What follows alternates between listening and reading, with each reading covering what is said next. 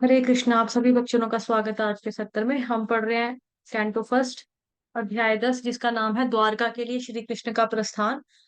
उससे पहले हम मंगलाचरण करेंगे।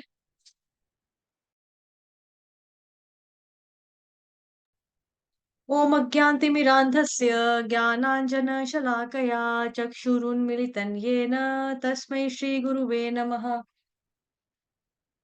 श्रीचैतन्यमनोभीष्टं स्थापितं येन भूतले स्वयं रूपः कदा मह्यं ददाति स्वपदान्तिकम्।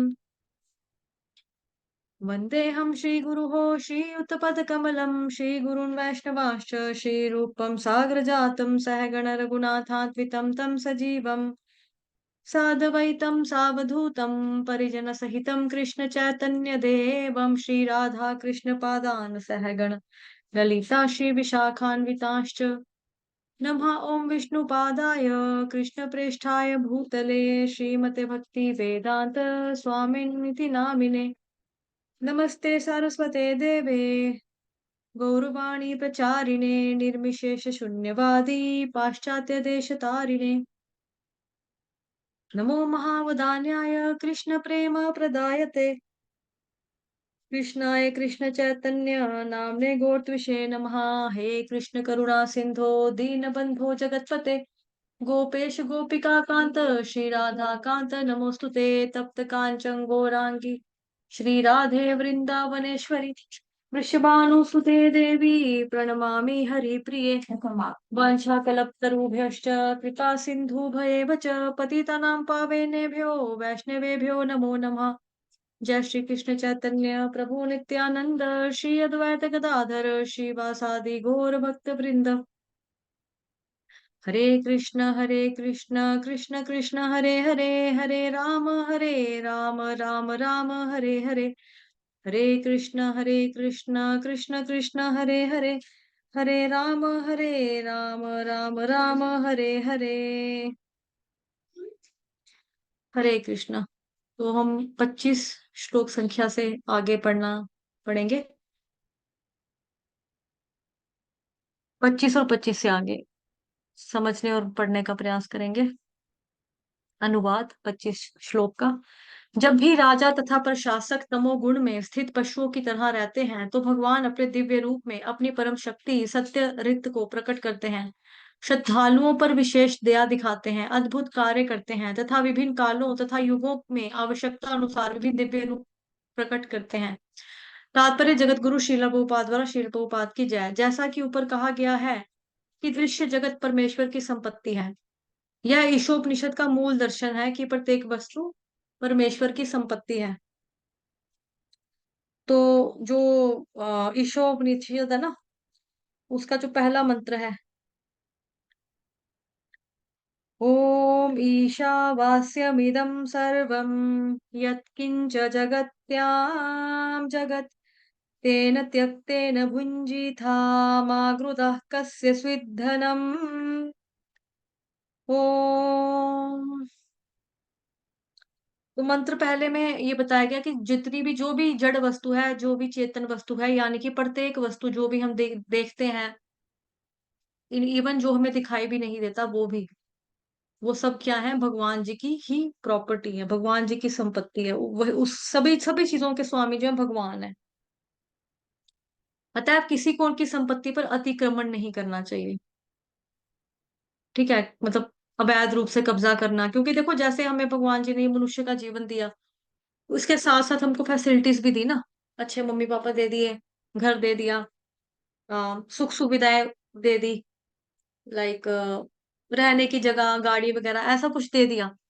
लेकिन उस चीजों का हमें इस्तेमाल, चलो ठीक है करना है, लेकिन करना उस वे में कि ये ना हो कि हम अपनी इंद्र तृप्ति के भोग के लिए करें। यूज करो लेकिन मिस यूज मत करो, एक्स्ट्रा नहीं, कि जितनी आपको जरूरत है उतना इस्तेमाल करो, ज्यादा नहीं। उन्होंने जो कुछ भी कृपा पूर्वक दिया उसे स्वीकार करना चाहिए। अतएव यह पृथ्वी या अन्य कोई भी ग्रह या ब्रह्मांड का एकमात्र भगवान की ही संपत्ति है। सारे जीव निश्चय ही उनके अंश या संतान है, और उस प्रकार उनमें से हर एक को अपना नियत कार्य करने की करने के लिए उनकी दया पर जीने का अधिकार है। अतएव जब तक किसी को भगवान से अनुमति प्राप्त ना हो, तब तक वह किसी पराये व्यक्ति या पशु के अधिकार पर अतिक्रमण नहीं कर सकता।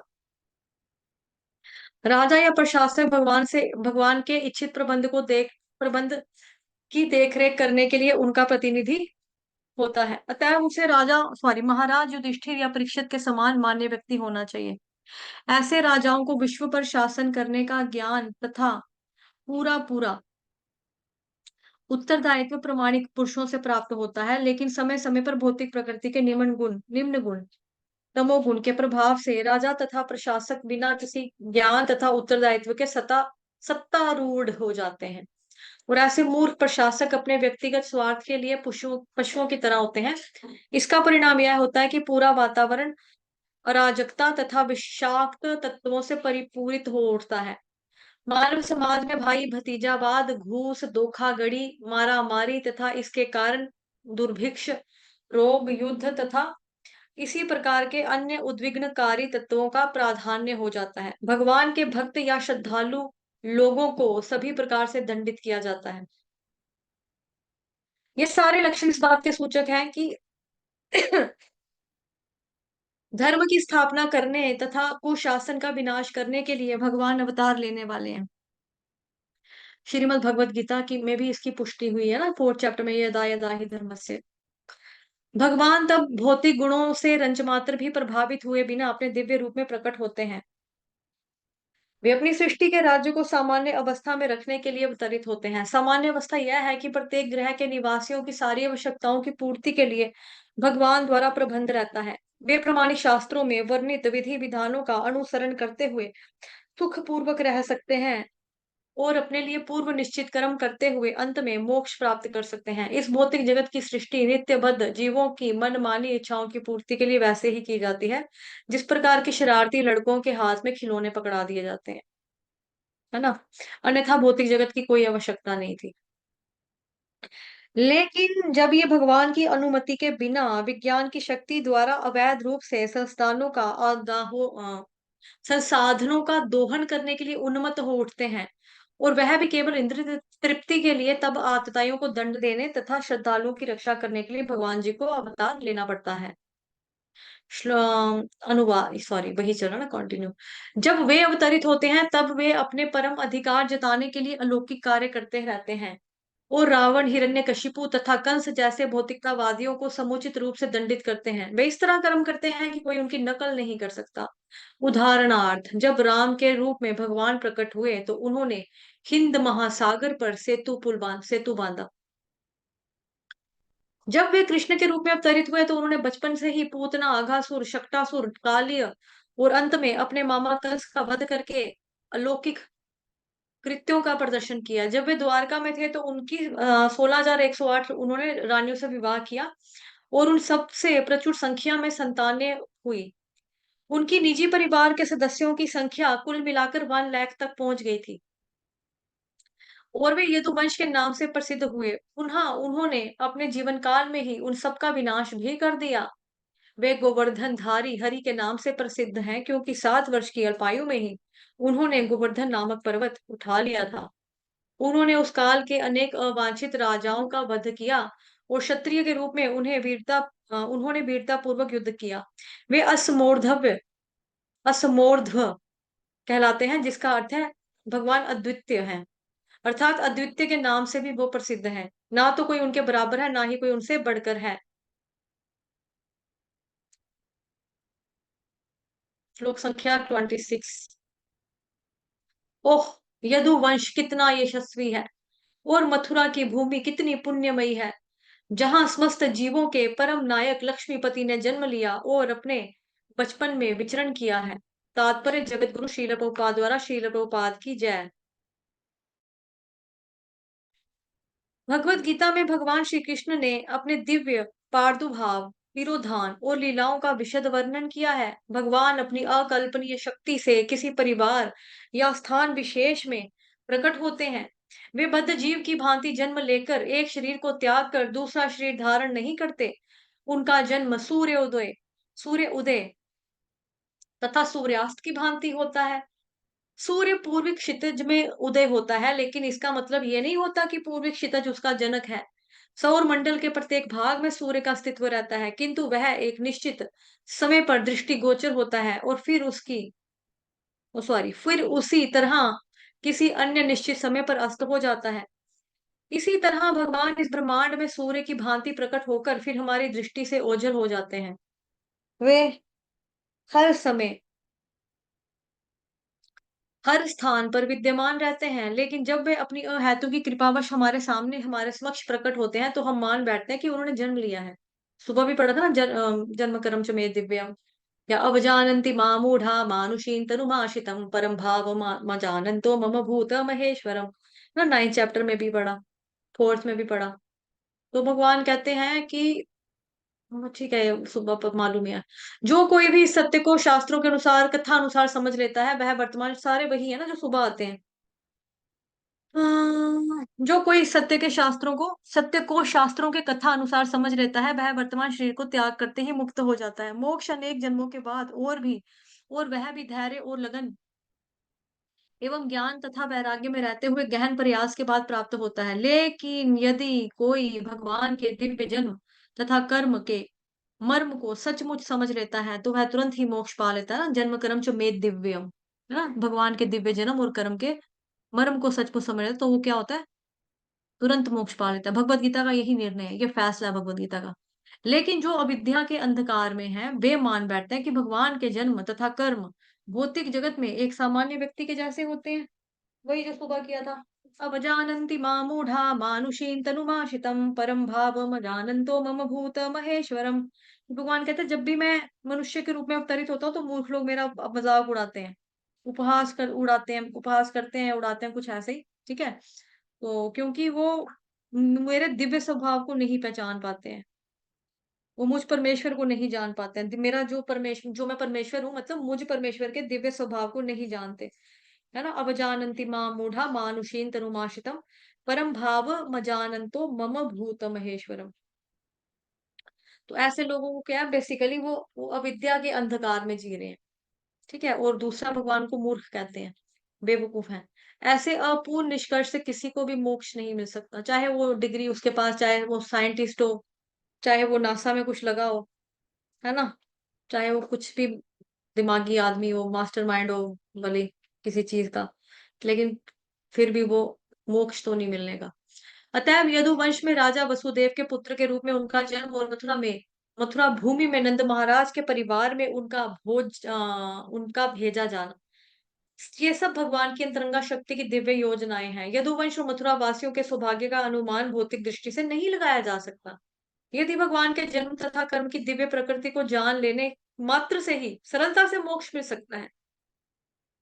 ठीक है, जो भगवान कह रहे हैं कि जन्म कर्म च मे दिव्य, कि वो कह रहे हैं कि भाई जो अगर जान के ना भगवान जी का जन्म दिव्य है, भगवान जी के कर्म दिव्य हैं, भगवान जी जो है तीन गुणों से परे हैं, ऊपर है, इतना ही किसी को पता लग जाएगा अगर, तो वो व्यक्ति, उस इंसान को इजीली मोक्ष मिल जाएगा। तो फिर जिन लोगों ने उनके पारिवारिक सदस्य के रूप में या पड़ोसी के रूप में भगवान की संगति का वास्तविक भोग किया है, उनके भाग्य का तो क्या कहना। जिन लोगों को लक्ष्मीपति भगवान के सानिध्य का सुअवसर प्राप्त हुआ, उन्हें तो निश्चित रूप से मुक्ति से बढ़कर कोई बड़ी उपलब्धि प्राप्त हुई होगी। अतएव सचमुच ही भगवान की कृपा से उनका वंश, उनकी भूमि दोनों ही सदैव यशस्वी हैं। श्लोक संख्या 27। अनुवाद। निसंदेह यह कितना आश्चर्यजनक है कि द्वारका ने स्वर्ग के यश को पिछाड़कर पृथ्वी की प्रसिद्धि को बढ़ाया है। द्वारका के निवासी उनके प्रिय स्वरूप में समस्त जीवों के आत्मा श्री कृष्ण का सदैव दर्शन करते हैं। भगवान उन पर दृष्टिपात करते हैं और अपनी मुस्कान भरी चितवन से उन्हें कृतार्थ करते हैं। तात्पर्य जगत गुरु श्रील प्रभुपाद द्वारा श्रील प्रभुपाद की जय। स्वर्ग में इंद्र, चंद्र, वरुण तथा वायु जैसे देवता निवास करते हैं, और ये पुण्य आत्माएं वहां पर तभी पहुंचते हैं जब पृथ्वी पर वे अनेक पुण्य कर्म करते हैं। आधुनिक विज्ञानी स्वीकार करते हैं कि उच्च लोकों में काल की व्यवस्था पृथ्वी से भिन्न है। इस प्रकार प्रमाणिक शास्त्रों से यह पता चलता है कि वहां पर आयु, यानी कि हमारी गणना के अनुसार 10,000 वर्ष है। पृथ्वी के 6 मास स्वर्ग के एक दिन के बराबर होते हैं। इनको फ़ोन करके बोल दो डॉक्टर की पर्चियाँ मिल गई, फाइलें मिल गई हैं। फ़ोन करके बोल दो फाइल फाइल मिल गई है डॉक्टर की। मेरी नहीं है। आपकी है, नीचे आपकी फाइल है, ऊपर इनकी पर्चियाँ पड़ी हैं। पृथ्वी के 6 माह स्वर्ग के 1 दिन के बराबर होते हैं। इसी प्रकार भोग की सुविधाएँ भी अधिक हैं और वहाँ के निवासियों की सुंदरता अतिशय है। पृथ्वी के सामान्य लोग स्वर्ग पहुँचने के लिए अत्यंत इच्छुक रहते हैं क्योंकि उन्होंने सुन रखा है कि पृथ्वी की अपेक्षा वहाँ जीव को अधिक सुख-सुविधाएँ प्राप्त होती हैं। अब वे अंतरिक्ष यान के द्वारा चंद्रमा पर पहुँचने की कोशिश कर रहे हैं, प्रयास कर रहे हैं। इन सब बातों पर विचार करते हुए पृथ्वी की अपेक्षा स्वर्ग अधिक प्रसिद्ध है। स्वर्ग अधिक प्रसिद्ध है। पृथ्वी के सामान्य लोग स्वर्ग पर पहुँचने के लिए अत्यंत इच्छुक रहते हैं क्योंकि उन्होंने सुन रखा है कि पृथ्वी की अपेक्षा वहाँ जीव को अधिक सुविधाएँ प्राप्त होती हैं। अब वे अंतरिक्ष यान के द्वारा चंद्रमा पर पहुँचने की प्रयास कर रहे हैं, पर इन सब बातों पर विचार करते हुए पृथ्वी की अपेक्षा स्वर्ग अधिक प्रसिद्ध है। लेकिन द्वारका के कारण पृथ्वी की प्रसिद्धि ने स्वर्ग को पीछे छोड़ दिया है। ठीक है? लेकिन द्वारका के कारण पृथ्वी की प्रसिद्धि ने स्वर्ग को पीछे छोड़ दिया है। फिर आ गया जी, क्योंकि यहाँ भगवान श्री कृष्ण ने राजा के रूप में राज्य किया। इस पृथ्वी पर 3 स्थान यानी कि वृंदावन, मथुरा और द्वारका, ठीक है? इनकी महत्वता के बारे में, इनकी क्या महिमा है, इसके बारे में तो आप सभी भक्त भली-भांति जो है वो परिचित हैं। इसके ऊपर तो हम चर्चा ज़्यादा नहीं करेंगे क्योंकि सबको मालूम है, मतलब भगवान जी ने वहाँ पे सारा समय गुज़ारा है। वृंदावन, मथुरा, द्वारका, है ना? लीलाएँ की हैं वहाँ पे। तो सारे पास टाइम जो हमें मिलते हैं वहाँ पे मिल जाएँगे भगवान के। तो वो उसकी क्या महानता है, कितने महान प्लेसेस हैं ये, धाम है बेसिकली, ठीक है? प्लेसेस कहना गलत होगा इनको, तो कितनी महान धाम है ये, हम सब जानते हैं, इससे परिचित हैं। ये तीनों स्थान इसलिए निरंतर पवित्र हैं, निरंतर पवित्र हैं, क्योंकि जब भी भगवान अवतरित होते हैं तो वे विशेषकर इन्हीं 3 स्थानों में अपनी दिव्य लीलाओं का प्रदर्शन करते हैं। ये निरंतर भगवान के पवित्र स्थल हैं, जो आज भी भगवान के यहाँ दृष्टिगोचर ना होने पर भक्तगण इसके इन पवित्र स्थानों का लाभ उठाते हैं। मतलब अब भगवान यहाँ पर नहीं है ना, मतलब अपनी लीलाएँ समाप्त करके भगवान चले गए। लेकिन फिर भी जो भक्त हैं वहाँ पे दर्शन करने जाते हैं और अपनी भक्ति को बढ़ाते हैं। उस वे में यहाँ पे लिखा है भक्त पवित्र स्थानों का लाभ उठाते हैं। मतलब जब वो जाते हैं वहाँ पे, जब खास तौर पे जब हम भक्तों के साथ जाते हैं वृंदावन, मथुरा यात्रा, द्वारकाधीश यात्रा वगैरह करना चाहते हैं द्वारकानाथ में ना, तो वहाँ पे जाकर क्या होता है कि हमें उनके भगवान जी के पास टाइम सुनने को मिलते हैं। हमें बताते हैं यहाँ पर भगवान जी ने ऐसे किया था, यहाँ पे ये फलानी-फलानी जगह है, यहाँ पे भगवान ने ऐसे वाले राक्षस को मारा था। ये है फलाना पेड़ है, यहाँ पर इसको सुनो, इसके अंदर से बांसुरी की आवाज आएगी। यहाँ पर खड़े होकर भगवान अपनी गायों को आवाज लगाते थे, यहाँ पर खड़े होकर बांसुरी बजाते थे, यहाँ से राधा रानी को देखते थे। तो हम वो उसको सारा जीते हैं, हम पूरा जी कर आ जाते हैं। लीला स्थली, हाँ हाँ प्रभु जी, हरे कृष्णा जी प्रभु जी, लीला स्थली कहते हैं। तो इस तरह से, ठीक है। तो फिर उस वे में जो भक्तगण होते हैं लाभ उठाते हैं, श्रवण करते हैं भगवान की कथाओं को, फिर वो एकदम से दिल से कनेक्ट कर पाते हैं भगवान जी के जो अ, निजी पास टाइम जो उनके निजी भक्तों के साथ रहे हैं, उनके भगवान सभी जीवों की आत्मा है और वो चाहते हैं कि वो सारे जीव अपने स्वरूप में रहकर उनके सानिध्य में दिव्य जीवन में भाग लेते हैं ना। भगवान सभी जीवों की आत्मा है, परम आत्मा। उनका आकर्षक रूप तथा उनकी मधुर मुस्कान प्रत्येक के हृदय में घर करने वाली है। और एक बार ऐसा हो जाने पर जीव भगवान के धाम में प्रवेश कर जाता है, वहां से कहीं पर भी लौटता नहीं। इसकी पुष्टि श्रीमद् भगवद गीता में हुई है। ना तद्भास ये सुनो, श्रीमद् भगवद गीता 15वां अध्याय है। न तद्भासयते सूर्यो न शशांको न पावकः यद् गत्वा न निवर्तन्ते तद्धाम परमं मम। कि भगवान के यही बता रहे हैं कि जो भी एक बारी भगवान जी के धाम में एंट्री पा गया वो दोबारा फिर कभी भी लौटेगा नहीं, मतलब वो परमानेंट वहीं पर रहेगा। इसकी पुष्टि कहाँ हुई है? श्रीमद् भगवद गीता में हुई है। तो ऊपर भी हमने कुछ चीजें पढ़ी हैं जहाँ पे देवी देवताओं के बारे में बताया जा रहा है कि जो लोग हैं वो सोचते हैं कि स्वर्ग ज्यादा बेटर है, स्वर्ग बेटर है। तो बेसिकली क्या होता है कि इसके बारे में भी आपने श्रीमद् भगवत गीता जो परम गुह्य ज्ञान है ना, उसका जो श्लोक संख्या है 20-21, उसमें भगवान कहते हैं 20 श्लोक में 9th चैप्टर का परम गुह्य ज्ञान जिसका नाम है उसका 20 नंबर का श्लोक है। त्रैविद्या मां सोमपापूत पापा यज्ञैरिष्ट्वा स्वर्गतिं प्रार्थयन्ते ते पुण्यमासाद्य सूरेन्द्रलोकम् अश्नन्ति दिव्यान् दिवि देव भोगान्।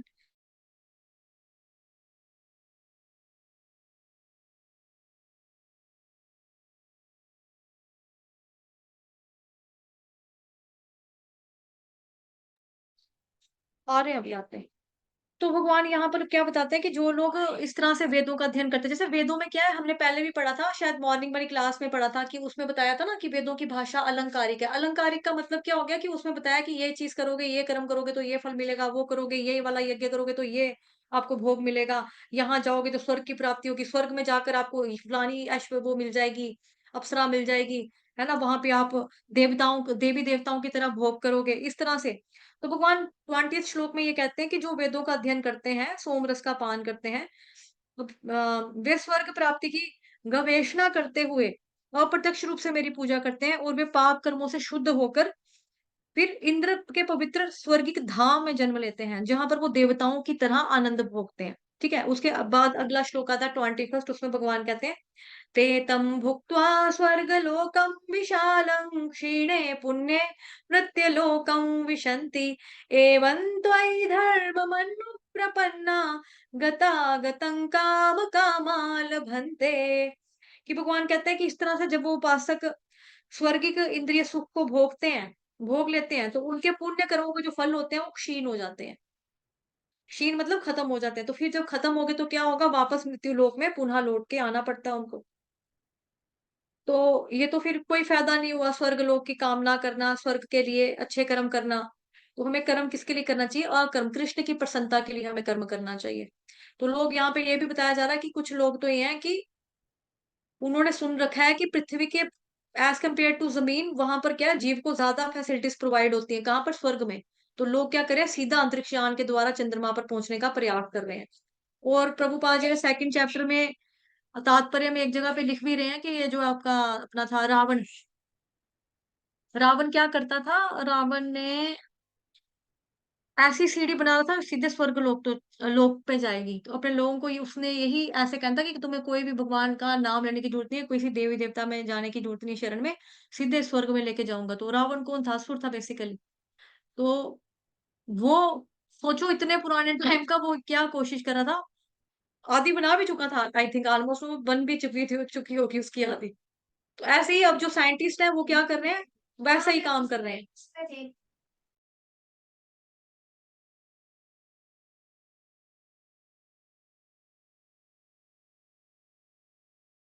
ऑफिस में जाकर कर लें।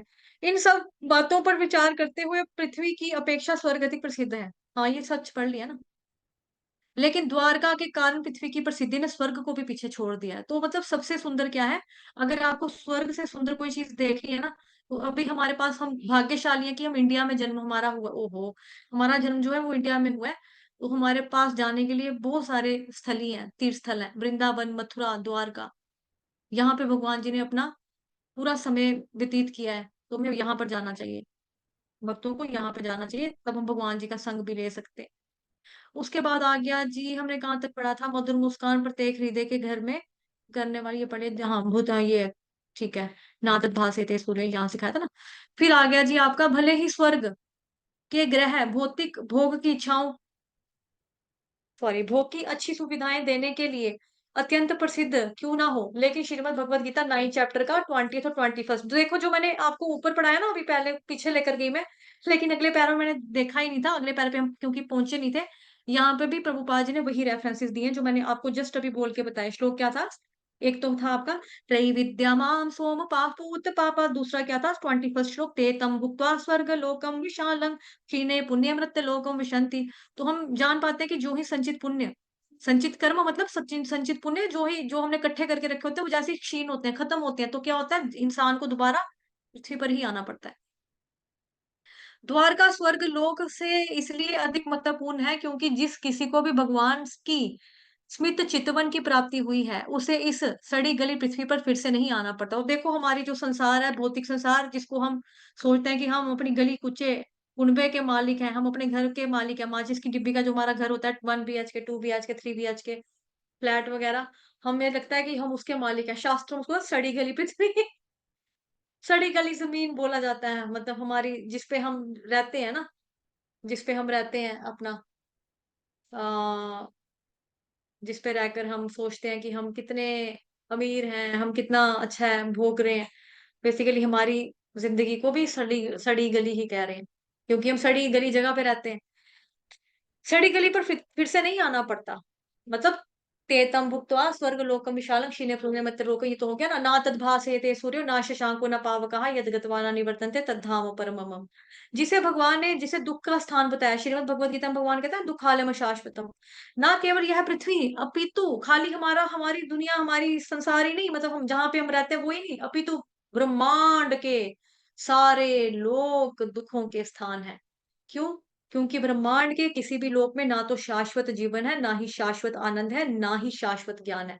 ब्रह्मांड का जितना भी कोई भी लोक है ना, वहां पर किसी में भी ना तो परमानेंट आपको जिंदगी है, क्योंकि जिंदगी है तो मौत भी होगी, तो परमानेंट जिंदगी नहीं हुई, जन्म जरा मृत्यु व्याधि वहां पे भी चल रही है। ना शाश्वत आनंद, परमानेंट हैप्पीनेस भी वहां पर नहीं है। और वहां पे ना ही परमानेंट नॉलेज है, क्योंकि जब जन्म होगा तो नॉलेज गई आपकी फुस, दोबारा से अगले संसार, अगले जन्म लेके दोबारा पढ़ो। जो व्यक्ति भगवान जी की भक्ति में, सेवा में लीन रहता है, उसके लिए उपयुक्त तीनों स्थानों यानी कि द्वारका, मथुरा या वृंदावन में से किसी एक स्थान में रहने की संस्तुति की जाती है। चूंकि स्थान, इन तीनों स्थानों में भक्ति का प्रवर्धन होता है, अतएव जो लोग शास्त्रों के बताई विधि के नियमों, विधि से नियमों का पालन करने के लिए वहां जाते हैं, उन्हें वैसा ही फल मिलता है जैसा भगवान श्री कृष्ण के उपस्थित रहने पर मिलता था। तो सोचो यहाँ पे कितनी महिमा बताई जा रही है वृंदावन, मथुरा धाम और द्वारका धाम की। वहां पे अगर हम जाते हैं, वहां पे अगर हम थोड़े से समय के लिए भी रहते हैं, देखो जब हम वृंदावन जाते हैं हमें कितनी खुशी होती है, हम जा रहे हैं, हम नाचते नाचते खुशी खुशी जाते हैं। जिस दिन हमारे शाम को ट्रेन का टाइम होता है, उस दिन हमारे मुंह लटक जाते हैं, हाय वापस घर जा रहे हैं। ओ, यहाँ वहां पर क्या होता है, भक्ति करते हैं, भक्तों का साथ मिलता है, जहां आप देखो जिसके हाथ में देखो थैली, जब थैली हरे कृष्णा राधे राधे, हरे कृष्णा राधे राधे, यही चल रहा होता है वहां पे, है ना। सुनना भी राधे राधे हरे कृष्णा, कान से सुनना, मुंह से बोलना, दूसरे को देख के हम इंस्पायर होते हैं, वाह यहाँ के लोग कितने वो है। और वहां पे देखो, मैंने देखा वहां पे फकीर होते हैं ना, फकीर लाइक, फकीरों को क्या बोलते हैं हिंदी में, भिखारी, भिखारी होंगे, फकीर होंगे। तो उन लोगों ने भी करताले पकड़ी होती है, छाना पकड़ा होता है, आराम से किनारे पे बैठ के, सड़क के किनारे पे बैठ के सुबह सुबह 3 बजे अपना भजन गा रहे हैं, मंत्र का जाप कर रहे हैं, आरती कर रहे हैं, और राम राम कोई लिख रहा है, कोई बोल रहा है, कोई गा रहा है, मतलब पूरा भगवान की भक्ति में वो लीन रहते हैं। उनको देख के वहां पे लगता है कि भाई कितना मतलब सुकून है यहाँ पे, कि इतनी भक्ति करते हैं। और वहां पर लोग जाते ही भक्ति लेने के लिए ना, और वहां पे जाकर वही फल मिलता है जो भगवान जी के, जब खुद भगवान वहां पे प्रेजेंट थे तब जो फल मिलता था, वही अभी भी मिलता है। उनका धाम तथा स्वयं वे अभिन्न है। क्यों? क्योंकि भगवान जी का धाम और भगवान में कोई फर्क नहीं है, कोई अंतर नहीं है। और आज भी कोई शुद्ध भक्त किसी अन्य अनुभवी भक्त के निर्देशन में सारे फल प्राप्त कर सकता है। आपको गाइडेंस चाहिए, प्रमाणिक साधु, शास्त्र, संघ, है ना, ये सब चाहिए। तो ये हम इतना ही रखेंगे, मम्मा को डॉक्टर के पास लेके जाना है। ठीक है, तो फिर कल पढ़ते हैं।